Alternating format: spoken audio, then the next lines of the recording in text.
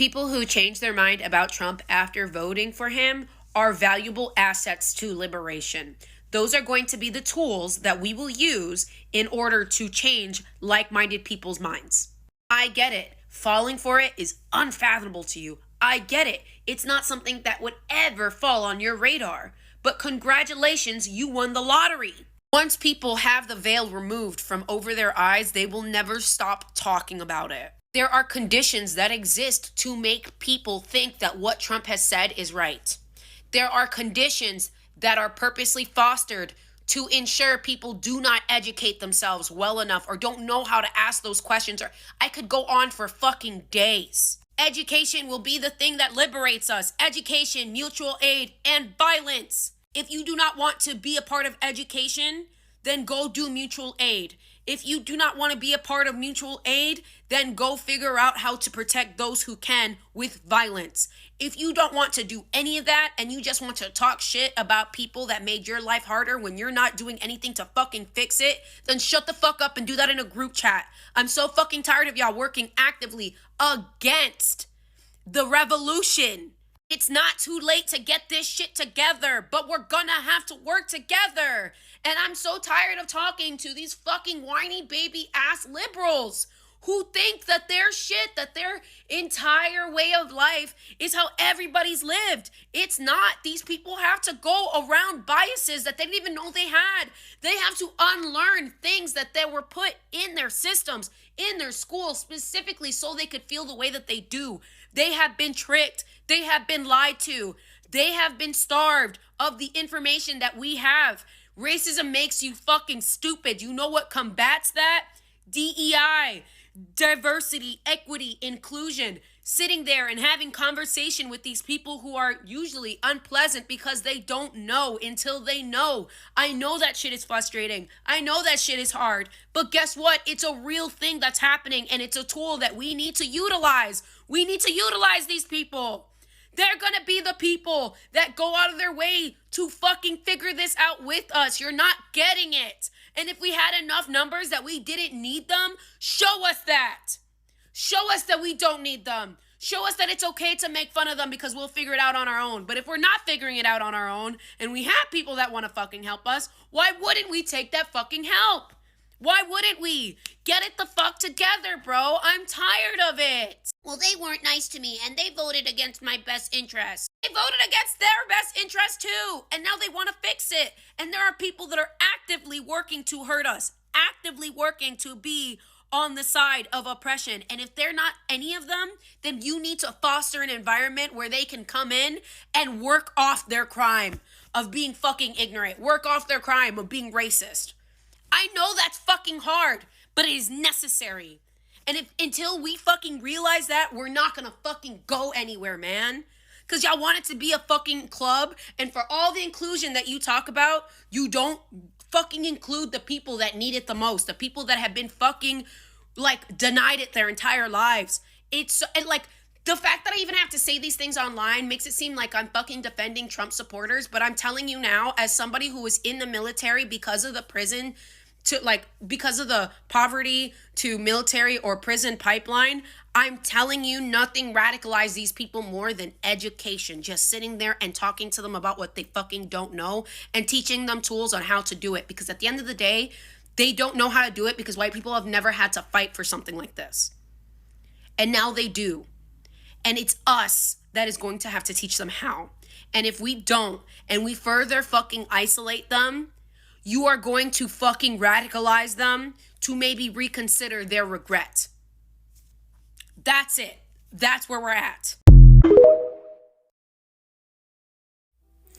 You know, I'm a woman in her 50s, and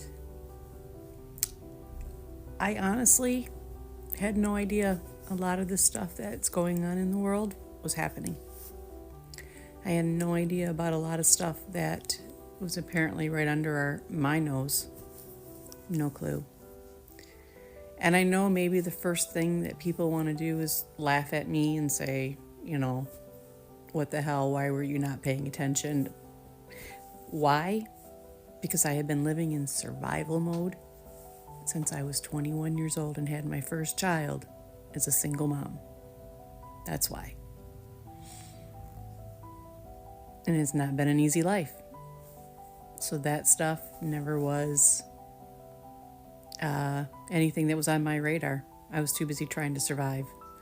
So if you are somebody that maybe is laughing at people for their not knowing certain things, or things that maybe be really big that is very clear to you, may not be clear to others, please remember that everybody is trying to live their life right now, and have been their whole life, obviously. But what I mean by that is they're not you.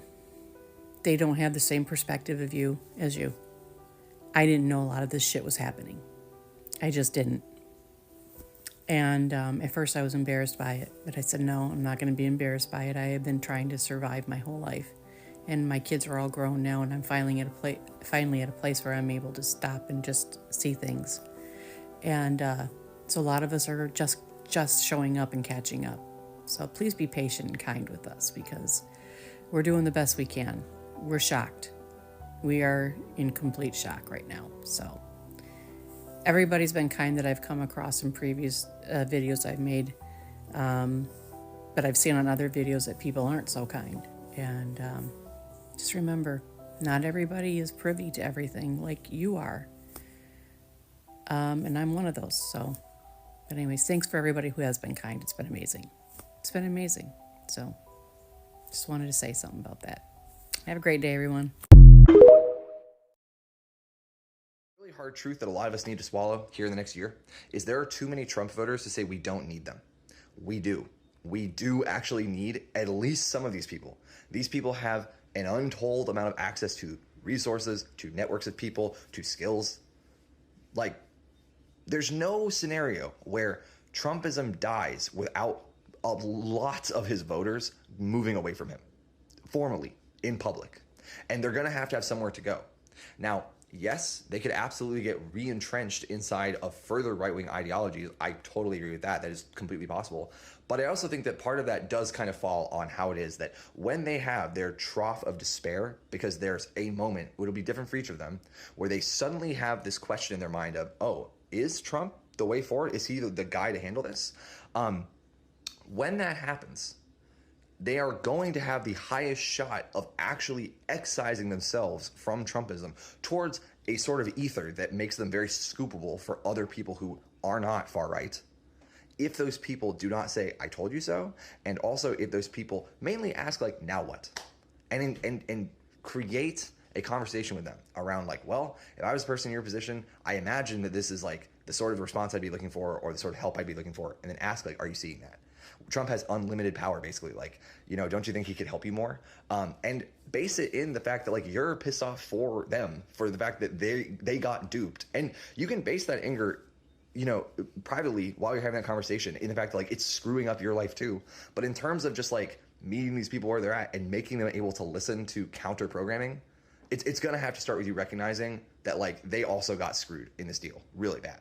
Now, I want to, like, end this video by saying I completely understand that so many of Trump's voters did, in fact, vote purely out of racism, xenophobia, and sexism. And I don't think that everybody owes every Trump voter in their life this kind of grace or empathy. I don't think that's true at all.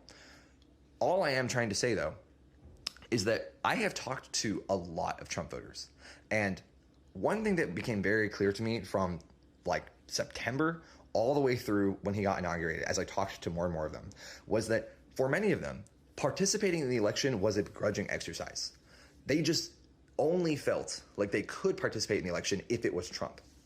And that's very unique. That's very, very unique, right? Because that is not the same feeling necessarily that was percolating on the left half of the aisle in the United States. And so I believe that these people actually have so much potential to have the veneer crack in the next year, especially as all the compounding factors of Trump's first year, some of which are actually out of his control, but that he will just completely bungle anyway, as those coalesce into just like one big hairy ball, I think there's a chance. I think there's actually a huge chance to just like kneecap a whole pillar of his support. I really do. But I think it is going to come down to how we talk to them and what our goals are in talking to them. That's just my perspective. The most important connections you'll make are actually in the rifts. I think those moments is where like the real core of a friendship actually exists and like the strength of it. Why? Because I think you've now built a new type of trust. You've shown to each other that you have the ability to come back from anything. And I think that resilience might be more important than just like a theoretical willingness. And so you can then laugh and go like, man, remember that fight we had? Remember that that went wrong? Remember that? Wow, that was, I can't believe that's what I think. You've proven your commitment to each other also as part of that, it seems. Yeah. So that's what I'm trying to work on in my life with people is I go like, all right, I disagree with that. Have we shored up every other part of our lives? All right, let's tap on that a little bit. How are you feeling about that today? Let's chat a little bit more. Have you seen this? What is your perspective on this? I find that helps me a lot with people as I go, I read this article. I would like to know how you see this and how you perceive it before I say anything. And I find, and that's maybe why I keep them and call them friends, I find the people who I have in my life are willing to say, yeah, actually that's not, or this is, and I find over the years and over the months, our conversations have become a lot softer at the edges than they once would have been. I think you missed a calling as a therapist / life coach. No. Well, you do it masterfully. And I can't help but react to one thing that you just highlighted, which is I don't think character is how you treat people when things are going your way. It's how you show up on a hard day. And I think true character is what do you do when your values are tested?